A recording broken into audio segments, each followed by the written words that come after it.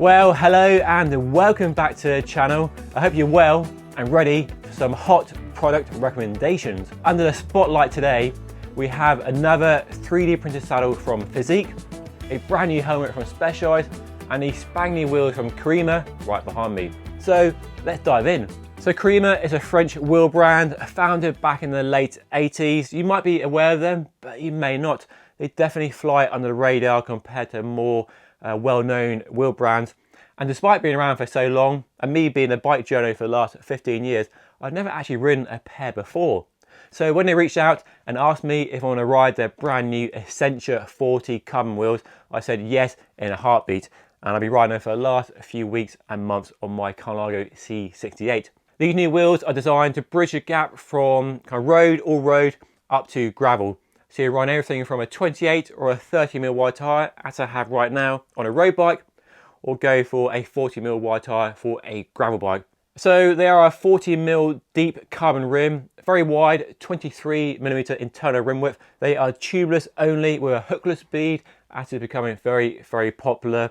So that allows the rim to be nice and strong and lightweight as well. And tubeless is easy with these wheels. These Panaracer tyres went up with just a normal track pump, no special tools or tricks needed at all, and they've been fantastic during the few months I've been riding them. Good air retention, so very minimal air loss from one ride to the next. I only inflate them once a week, but I do check them on a regular basis. The wheels come pre-taped and with valves installed as well, so all you have to do is pop on your favourite tyres, add some sealant, and away you go. We have a very distinctive design as well. We have what I'd say is a very traditional kind of exposed carbon weave, reminiscent of the 90s and early 2000s when having this sort of carbon weave on show was kind of required, and a very loud branding graphics on the rims as well. And of course, a very distinctive spoke lacing pattern with the spokes paired up, aero blade spokes with a bit more aero, and external nipples, so easy maintenance on these. Now, I've ridden my fair share of carbon fibre wheels over the years, and these, well, they felt very familiar in that they gave me the sort of performance I would expect of a carbon rim of this type of design. 40mm deep, so good aero, good at maintaining high speed when you're going really flat out on your road bike. That nice stable platform that you get from a wide internal rim width with a nice wide tubeless low pressure tyre as well. Good stiffness from the spoke lacing when you're loading the bike up in corners. No sense the wheels are flexing. Under heavy braking, there's no distortion or anything like that either. And ride comfort feels really good as well. Now, these wheels do compare very well to the Zip 303S in terms of price, the weight, 1600 grams for these, the internal rim width, and the height of the rim as well. So I put these tyres on the 303S and rode both wheel sets back to back. These feel a smidgen smoother and a bit more damping when you're riding on very rough roads. There's lots of loose gravel and potholes and other kind of debris to contend with. So give it a bit more smoothness, dampen some of that vibration you get when riding on those sort of road surfaces. And like gravel, they also felt a bit more muted as well. So a bit less frenetic than the Zip 303S, which seemed to provide a bit more energy into the overall experience, whether good or bad. Now, I've been using the wheels for getting on for a month and a half now, nearly 2 months.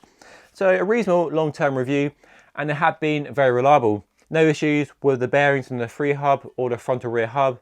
The tubeless has been fantastic, minimal air loss.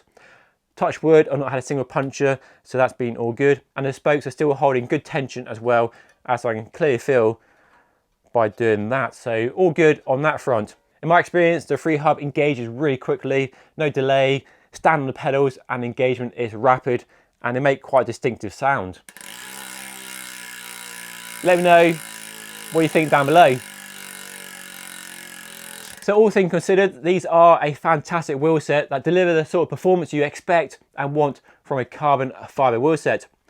Pretty lightweight, but not amazingly lightweight. Good at aero, good reliability, durability. Distinctive looks. I'm not really sold on the carbon weave personally, but you might like it. Let me know down below. Easy tubeless setup and easy tubeless maintenance as well. So they tick all the boxes I look for in a carbon fibre wheel set, and very competitive price point as well. So an interesting option if you want something a bit different, and the fact they're handmade in France appeals to you. That might give these the edge Next up, we have the brand new Specialized Prevail version 3 helmet. This is the most well ventilated and the lightest offering. They have the Evade for aerodynamics, but this is all about climbing performance, riding the mountains, or just in hot weather where you want to stay as cool as possible. And it's a big step forward compared to the previous version, which I have here for comparison. And the biggest difference is in how big the vents are along this central section here and along here. And I've done that by removing the foam bridges you normally get in a helmet, which you can see here, and replacing with these very small spars here that allow them to open up the vents in a way I'd never seen before in a helmet. This new helmet is much better at ventilating your head in hot weather than the old one. The helmet is almost more vent than actually a helmet. It's a wonder it meets the same safety standards, but somehow it does. But now into autumn, into cooler weather, and the downside is it gets pretty chilly up there. Another downside is you get pelted by rain, and the other downside I just realised is massive bugs flying in there. So its use is definitely limited more to hot weather riding. So ventilation is the biggest story here. It's still lightweight, 260 grams, about the same as the old helmet. Not the lightest in the class, but definitely one of the lighter helmets. You don't feel much weight when you're wearing it at all. Now fit is very subjective. I know some helmet brands work better with certain head shapes. For me, with a regular round head, the Specialized is a design that always works for me, and this new one works very well too. We have a very nice, easy to adjust retention device with the dial at the back there, and you can adjust it inside as well. And turning the helmet over, we have a very nice foam liner with the MIPS air node built into this foam liner. Now MIPS is a very popular technology and probably a bit of a USP for a helmet to have that over a non-MIPS helmet. And we have MIPS here, but where some helmets in the past had quite a impact on comfort and fit thanks to the MIP liner, here you have an almost unnoticeable MIPS liner, so very nicely integrated into the helmet with no sacrifice on fit and comfort. Good sweat management from the brow pad there. I sweat quite a bit when it's hot, and I don't find any helmet really offers a major advantage over other helmets. I still get sweat pouring into my eyes and my glasses.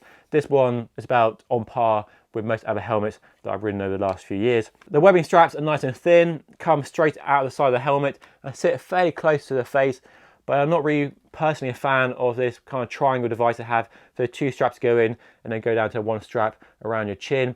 I think something a bit smaller, a bit sleeker would be nicer there. Other helmets do that better, but it's only a small gripe on an otherwise excellent product. The only downside really is a high price, but it is an S-Works model, as you can see from the branding on the helmet there on both sides, and it's their flagship helmet. So they're kind of cutting edge, state-of-the-art technology in this helmet, which is why it's reflected in the high price tag.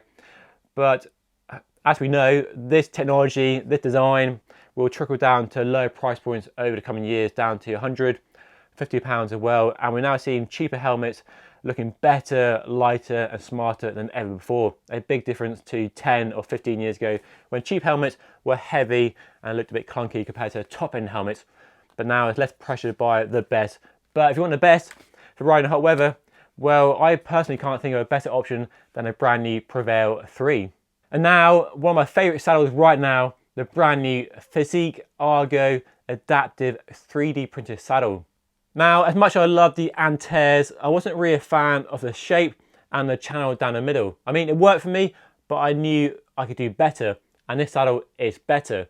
It's a better shape for me. We don't have that channel in the middle like we had on the antares, and it suits me much better.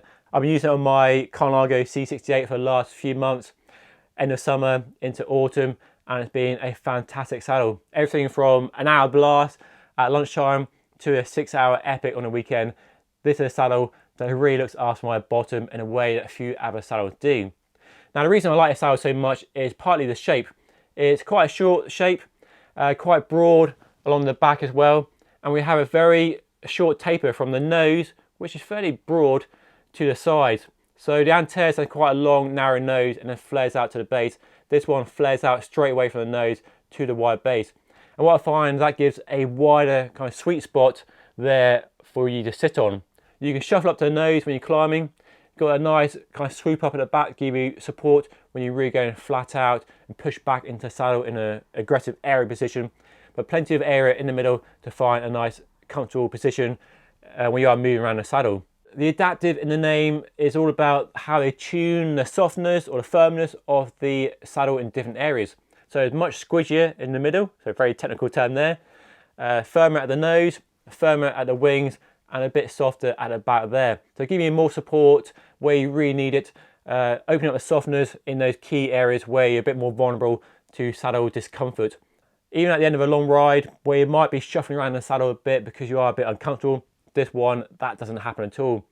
The last mile is as comfortable as the first mile, and that's a real big difference from foam saddles in my experience, even with a shape that you get on really well with. Now, of course, a shape is everything with saddles, and this shape, despite technology, might not work for you, but we are seeing a growing range of saddles from both Fizik and Specialized as well, so long, narrow, short and wide. This comes in 2 widths as well, so more and more options. We're a long way from custom 3D printed saddles for your own personal shape requirements, but hopefully that's coming in the future, but probably 5-10 years away. Now, the price for these saddles is still fairly high, but luckily I got the one with the hollow titanium rails, so a lot cheaper than the carbon rail version, and it means there's no issues fitting it to most saddle clamps. Now, a common question I get with these saddles all the time, and I see where you're coming from, is that won't they fill up with mud and water? All these holes will just collect mud. But actually the opposite happens. As quickly as mud and water goes in, it comes out as quickly as well. And quite often with a normal foam saddle, if you're riding in really gritty conditions, loads of mud on the road, you can get a kind of sliver, a collection of mud and silt on the top of the saddle, and you can start sliding around on that layer of grit and mud, and it's not very nice at all. But with this, that never happens. Because the mud and water go through these holes, you always have the perfect surface to sit on, no matter how wet, how grimy, how gritty it is. And washing a bike with a hose pipe or a bucket of water after a ride is really easy as well. So it's really easy to keep clean despite what you may think. Another question I get is, won't this surface wear out your shorts? But it's actually really smooth. Run your fingers over it and it's not sharp at all. And I have no wear on any bib shorts I've worn with this saddle over the last few months. Durability has been fine so far. There are some areas of roughness starting to appear around the edge, that sort of main area when you're really on a rivet. So a bit of wear along there, but it's still smooth and it doesn't show any sign of failing or giving up the ghost just yet. But if and when it does, I'll update you here on Just Ride Bikes.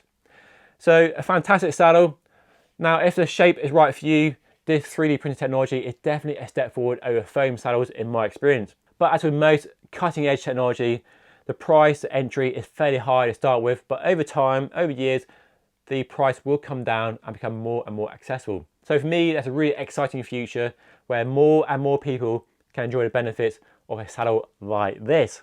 If you want to find out more about these products or buy them, then I'll put links down below, and I may earn a small affiliation fee from those links if you do click on them, which does help support the channel. And if you want to see my previous roundup of the hottest products, then check out this video right here. And don't forget to subscribe by hitting this button right here. But that's all for today. Thank you so much for watching. I'll see you again very soon.